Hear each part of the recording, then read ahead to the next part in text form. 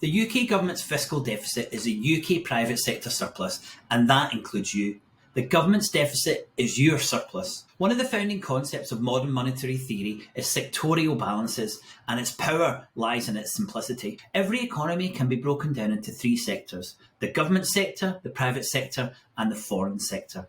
If you assume a balanced trade budget, then any government deficit increases our net wealth.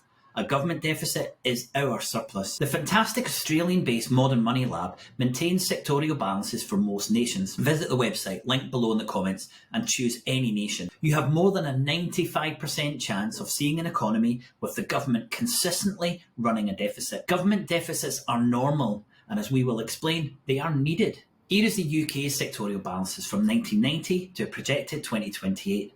PB is public balance, FB foreign balance, and GB is government balance. A few things to consider. What appears above zero is a mirror image of what lies beneath. This is the simplicity. It's an accounting identity. Overall, income in any economy must equal expenditure. Any surplus of income over expenditure by one sector of the economy, be that private, public or foreign, must be balanced by deficits elsewhere. Next, notice that the UK government balance is historically in deficit, that's the red below zero, and this is the case for all but a handful of economies. Finally, you will see that the UK has a trade deficit, above zero in blue. This is the case for, again, all but a handful of nations. Now, what does the sectorial balance tell us about the UK economy? Now, every year the foreign sector runs a surplus in our economy. The value of imports is higher than the value of exports. And we import so much, we have two choices. Either the private sector, that's you again, finances that foreign surplus, or the UK government does. Now, on most occasions, thankfully, the government does the deficit spending instead of you. But this isn't always the case. Now, zoom in on 2015 to 2019, and you can see the grey boxes below zero.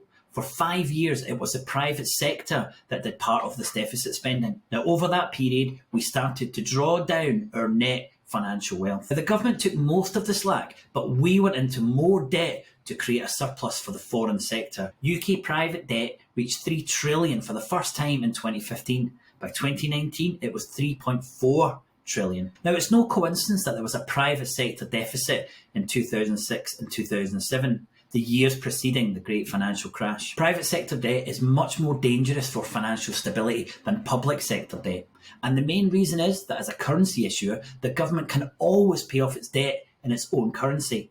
Now, that's not the case for me and you. For us, debt really can lead to insolvency. An obvious question to ask is, where would we have been without massive government spending during COVID? In 2020 and 21, private sector net financial wealth increased and was mirrored by the government deficit. Of course it was. As the foreign sector had a surplus, the deficit spending could only come from the government. If the government didn't spend, well, collectively, we would have all eaten into our financial wealth as we emptied or cashed in all of our savings.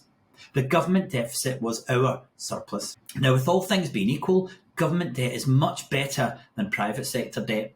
However, sectorial balances tell us nothing about who in the private sector is taking all of this government spending. We need other tools to understand why inequality is still growing in the UK. Sectorial balances are simple. They show that government deficits are both normal and needed to support financial stability. Sectorial balances help us see where the stress is located in an economy. Now, please subscribe to keep up to date with our blog posts and videos as we continue to demystify the Scottish economy.